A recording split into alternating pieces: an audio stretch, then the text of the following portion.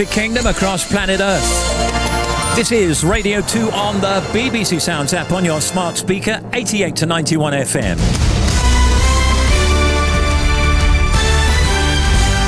BBC News at 4 o'clock. This is Justine Green. A former soldier has been found guilty of murdering his neighbours in an ongoing dispute about parking.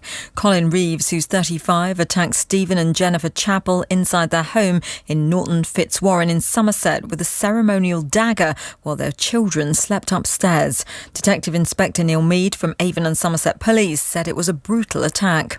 Jennifer and Stephen both suffered 6 stab wounds around the upper body, both ultimately caused their deaths, and we believe all those injuries were inflicted whilst they were in their own living room. The speed of the attack and the injuries he caused to Stephen and Jennifer Chappell was at the extreme end of the scale that I've seen whilst investigating murders. Reeves will be sentenced on Tuesday. The Home Secretary Priti Patel has approved the extradition to the United States of the WikiLeaks founder Julian Assange. He's wanted by the American authorities over documents leaked in 2010 and 2011, which the US says broke the law and endangered lives. The Home Office said Mr Assange now had 14 days to appeal against the decision.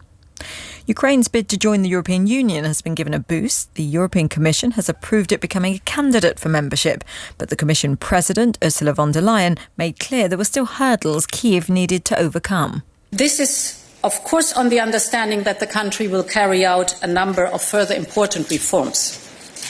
In the view of the Commission, Ukraine has clearly demonstrated the country's aspiration and the country's determination to live up to European values and standards. It's been confirmed that Boris Johnson has arrived in Kyiv, where he's expected to meet President Volodymyr Zelensky. It's Mr Johnson's second surprise visit to the Ukrainian capital since the Russian invasion of Ukraine began.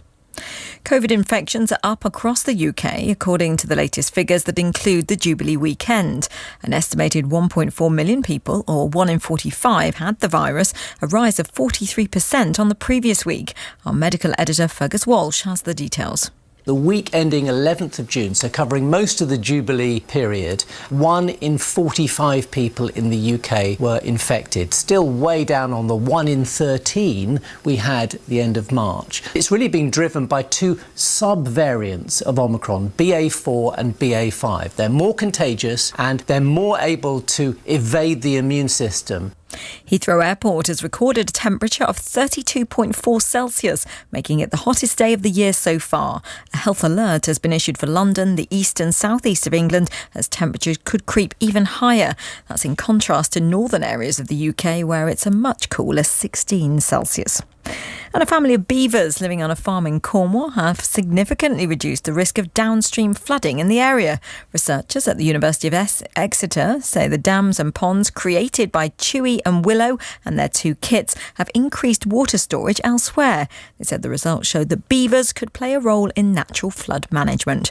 BBC News, it's 3 minutes past 4. Thank you. Sport now, Shojo Saka. England's cricketers have broken their own world